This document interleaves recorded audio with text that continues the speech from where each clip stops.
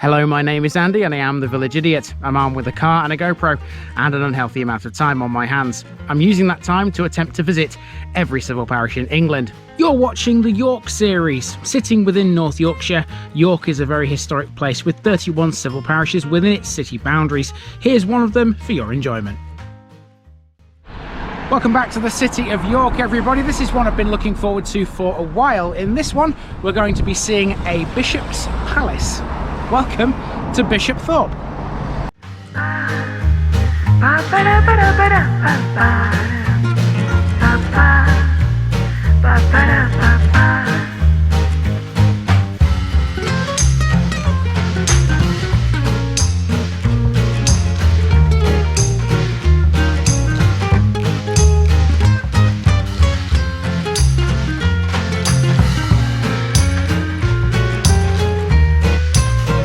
Here's my disclaimer for people who may be watching me for the first time. I say things as I would in my native accent and dialect. As a result, I may not pronounce things in the same way as the locals do. Remember, I'm a visitor. It's impossible to know everything. Leave me a comment, spin me a like and bash that subscribe button. Let's get to today's parish video. I hope you like your history. This one's got way more than its fair share. This is Bishopthorpe, a very historic village located 3 miles to the south of York city centre, close to the A64.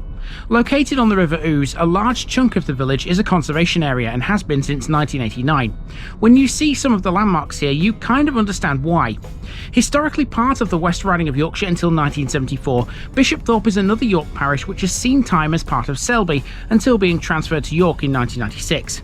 It was mentioned in the Domesday Book as Torp and came to be known as Thorp-super-Usam or Thorp-on-Ouse in 1194. By 1275, the earliest written record of the name Bishopthorpe appeared, spelt Biscupthorpe. In 1202, the first church was built here and it was dedicated to St Andrew.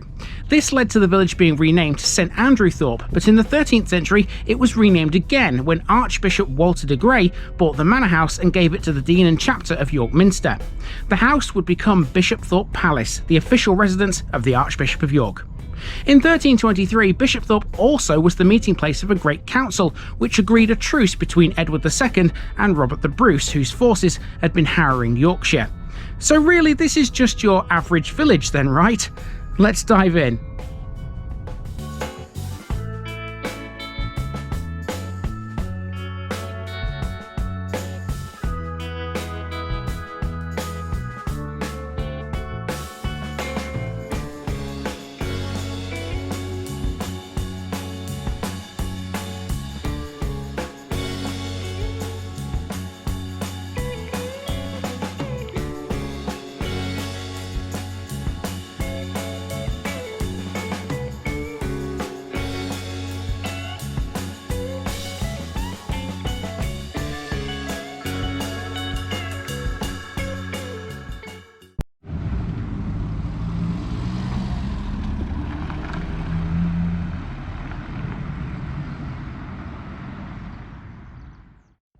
We begin on Acaster Lane at a sports field. Bishopthorpe may be an historic place mainly, but it still has sports teams, including a bowls club further along this road. This sports field is the home of Bishopthorpe Cricket Club, who've played at Ferry Lane for over 100 years. They're members of the York Vale League. And yes, you don't need to be a genius to work out why this is Ferry Lane. Our first major landmark is the Ouse, and Bishopthorpe used to have 2 ferries that traverse the river. The old boathouse, which can be seen here, is now Bosun's, a stylish restaurant on an elevated platform above the river. It's an idyllic spot. Bishopthorpe's 2 ferries operated until the mid-20th century. One ran between the village and Neyburn, which remained in use until 1955, whilst the other provided a regular service between Bishopthorpe and King's Staithe in York until the mid-1960s. These days, there are no ferries, you've got to drive around. Well, the River Ouse looks a bit different to the last time we saw it in this part of York. If you remember, that was in Acaster Malbis where it was flooded.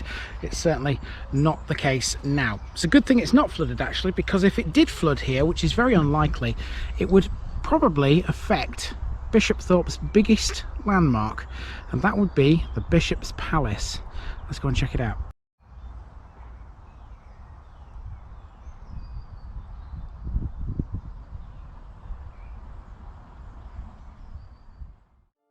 This isn't the palace, but it's related to it. These are the remains of St Andrew's Church. Bishopthorpe has had 3 churches with that self-same dedication. This was the second, which was built on the site of the first by Archbishop Drummond in 1768. However, being this close to the river, its foundations were gradually washed away, and its replacement was therefore built on a different site. That's coming shortly. Virtually next door is Bishopthorpe Palace, which is the official residence of the Archbishop of York, currently Stephen Cotterill. The palace has existed since 1226, when Archbishop Walter de Grey bought the manor house here and gave it to the Dean and Chapter of York Minster. A red brick north wing was built in the 15th century, and the impressive gatehouse was built in 1765. The palace was extensively remodelled by Thomas Atkinson between 1763 and 1769. Now, of course, when your village has something as grand as that, it's always going to be its biggest landmark, isn't it? However, Bishopthorpe does have a lot more. One of those things is the church, which you can see in this shot now, and in front of the church you have the War Memorial. So let's carry on. Let's see what else we've got here.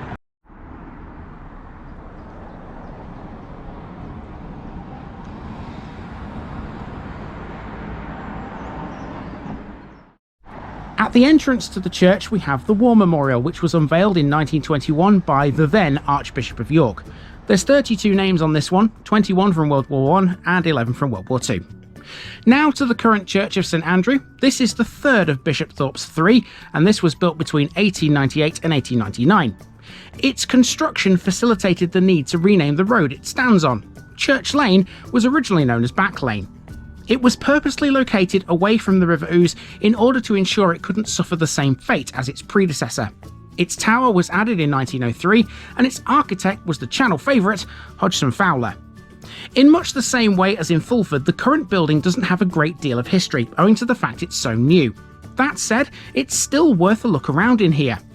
Unsurprisingly, it features many wall tablets that make reference to past archbishops, and I found one which I particularly like the look of.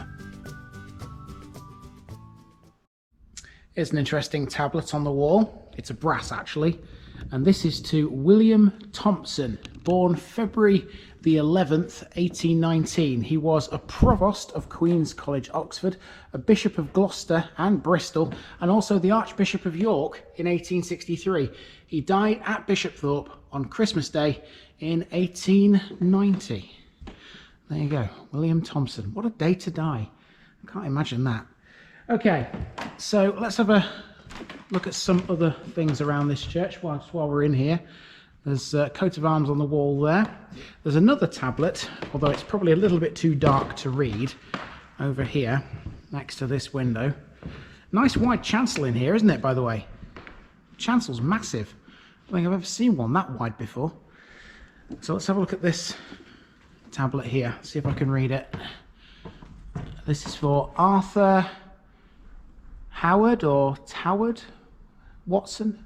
Arthur Toward Watson, Major 21st Battalion King's Royal Rifles of Bishopthorpe, Garth, and of Bishop Field in the county of Durham. Can't read the rest of it. It's a little bit difficult to read in the dark, but that's what that one's all about.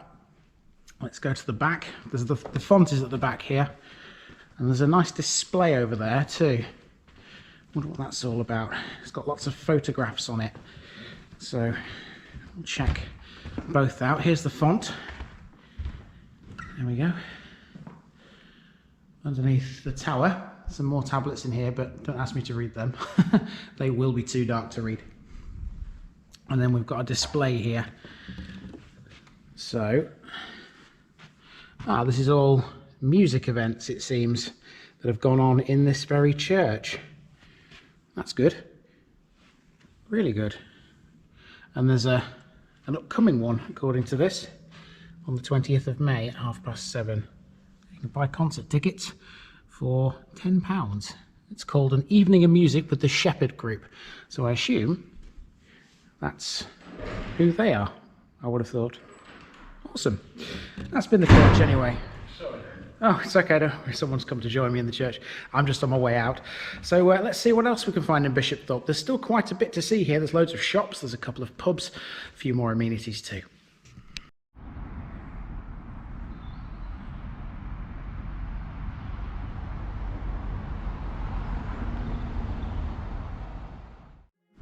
After passing the church hall, which you've just seen opening this section, we're now on Church Lane, heading due west towards Simbolc Lane. That's one of the places you can catch a local bus. The number 21 stops here on its route from Colton into York via many of the local villages. Simbolc Lane also has an infant school. This was opened in 1973 and it works in conjunction with a junior school, which is further along this route. Simbolc Lane also has a few shops too, Lister's newsagents being one of them. This also doubles as the village's post office. This street can also boast a dental surgery, a hair salon, a bakery and a fish and chip shop, which goes by the fabulous name of Bish and Chips. I love the inventive nature of the human race sometimes.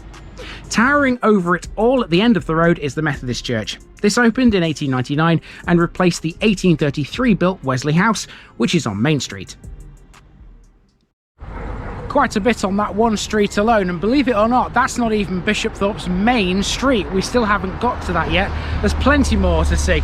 Now on this crossroads there's also an interesting building. We'll talk about that in a moment. There's also a library, which if I turn the camera slightly you can just about see there, and there's also another school, which is the other way, and that's the way we're heading. We're going that way, if I can eventually turn the camera, towards an old railway line.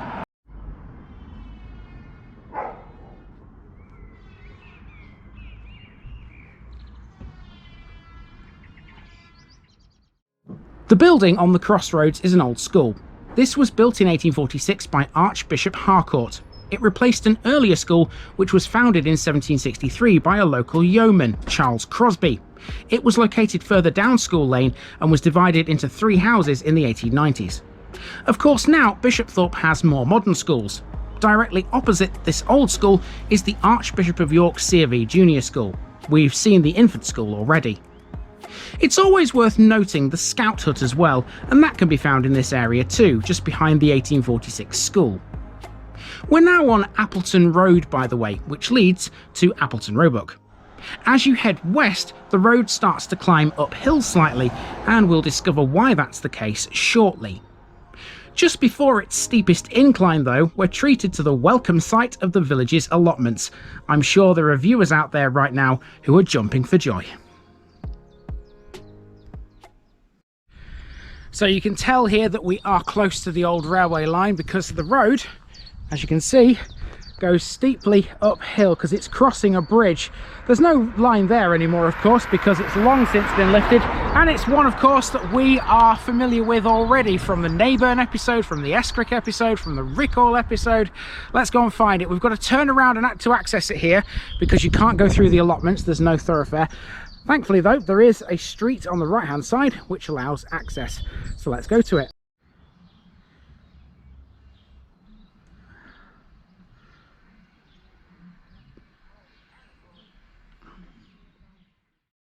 Something different for you now as we head into a housing estate. Here's a phone mast. This is pretty new and the Parish Council's website has some details about it. It looks from the planning application as though it was originally intended to be built on Appleton Road. If you keep turning right, you'll eventually hit the Orchard, and this is the street which allows us access to the old railway line, part of the channel's favourite trail. Yes, once again, we are on the Trans-Pennine Trail. By now, you should all be familiar with this. This section of the trail used to be a railway line, the main line of the North Eastern Railway. It was built in the 1870s and it cut through the western end of the parish. As we already know these days, you can cycle the solar system on this trail. Bishopthorpe has 3 scale models of the solar system's planets, 2 of which are Mars and the Earth, which comes complete with the Moon. At this point though, it's all about the biggest of the lot. So in the Neyburn episode we saw Saturn, and here in Bishopthorpe we've got Jupiter. There we go. Don't forget, these are all spaced out, pun intended, based upon how far they actually are apart in the solar system. So let's see. Saturn would be 648,860,000 kilometers away, but if you're going to cycle it on this trail, it's only just over a kilometer. Thank God you haven't got to cycle that amount of miles. Can you imagine that? Can you imagine trying to cycle that amount of miles? Blimey, you'd be knackered.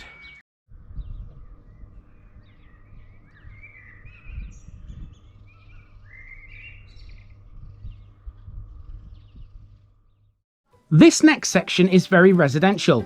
Historically, Bishopthorpe was a traditional farming community, though nowadays it serves as a commuter base for workers in York.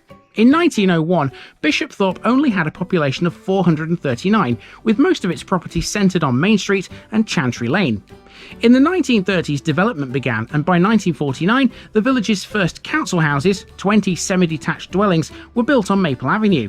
In the 1960s, the Bradley estate off Acaster Lane was added, and in 1969, a specially built community centre for Bishopthorpe's elderly people was also built on Maple Avenue.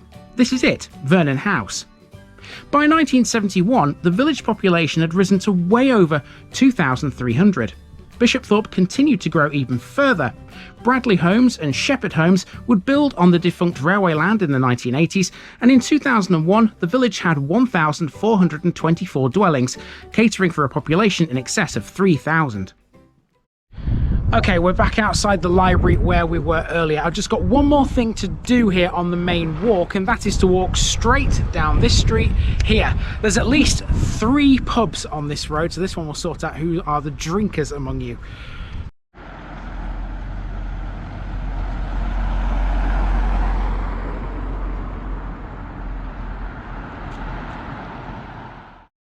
Just before we take a look at Main Street, let's mark Bishopthorpe off the York list. That's 20 down and just 11 to go here now. We're motoring through them.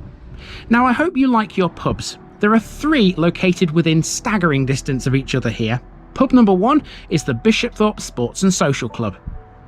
Over the road is the Marcia Inn, which used to be called the Grey Mare.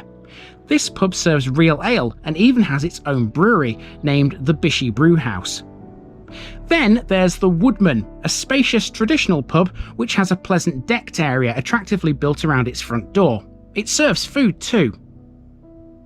Bishopthorpe's main shop is also located on Main Street. It's a co-op store which you can see here. And our last landmark is the village hall, and given how big the village is these days, this is busy. It's perfect for birthday parties or one-off meetings, and it can be hired to hold weekly activities too. And as if those 3 pubs weren't enough, there's a 4th one here called the Ebor. Tell you what, cracking little place for a pub crawl this. Not that I'm suggesting that you should do that, you know, but I'm just saying, not suggesting anything. Here's a look at the pub. I'll just turn the camera around so you can see. This one doesn't look very open, to be honest with you, although I think it is because there's cars in its car park, so it might just be me that thinks it's not open. But anyway, 3 or 4 pubs, however many this has got, it's a good place for a drink. Right, I've got one more thing to do here in Bishopthorpe, and it involves using the car. So that means it's time for today's special section. Now, Bishopthorpe's boundaries involve Middlethorpe, which is a small hamlet just to the north of the main village, and they also involve a crematorium as well. And those 2 things are going to be packaged together in today's special section, coming at you right now. Like Bishopthorpe, Middlethorpe is also a conservation area, and it was made so in 1975.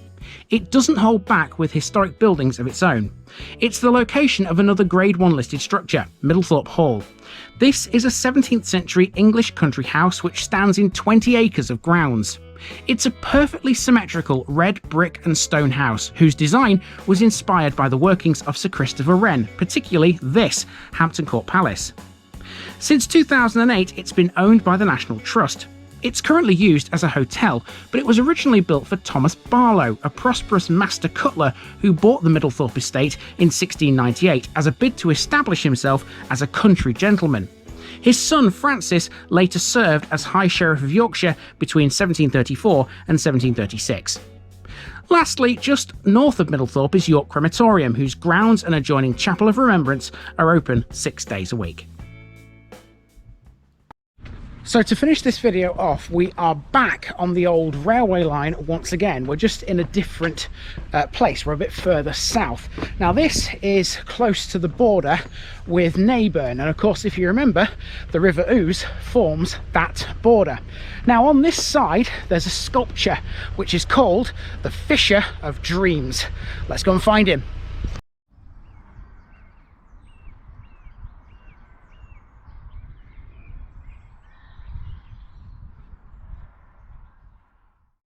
Back on the old railway line to finish with, we have a bridge which spans the River Ouse. The river forms the parish boundary with Neyburn. On the bridge there's a sculpture which is much bigger than I thought it would be. You're looking at the Fisher of Dreams. It's 4 meters tall and it's made of galvanized steel. It was created by sculptor Pete Rogers and was installed in 2001. The Fisher sits on the bridge dreaming of times when the Flying Scotsman used to pass over the Ouse. That's the official meaning behind it, according to this little information board on the side of the bridge. The board also shows you how the bridge used to look, with a railway line on it too, by way of some old photographs. The Fisher is unaware though that whilst everything seems perfect and they blissfully dream, behind them is a dog cocking its leg on their bike.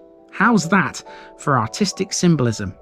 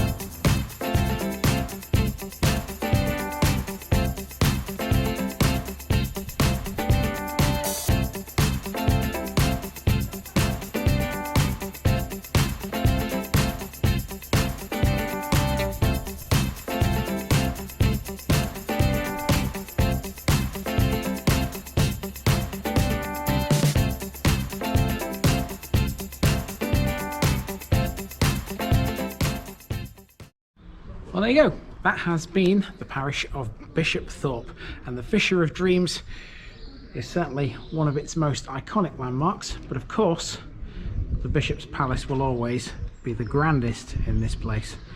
Even so, he's happily just sitting there minding his own business, fishing dreams as he does, although he's completely blissfully unaware that behind him his dog is doing his business on his bike. Brilliant.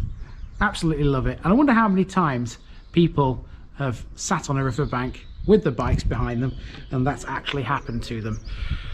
Probably more times than I can count.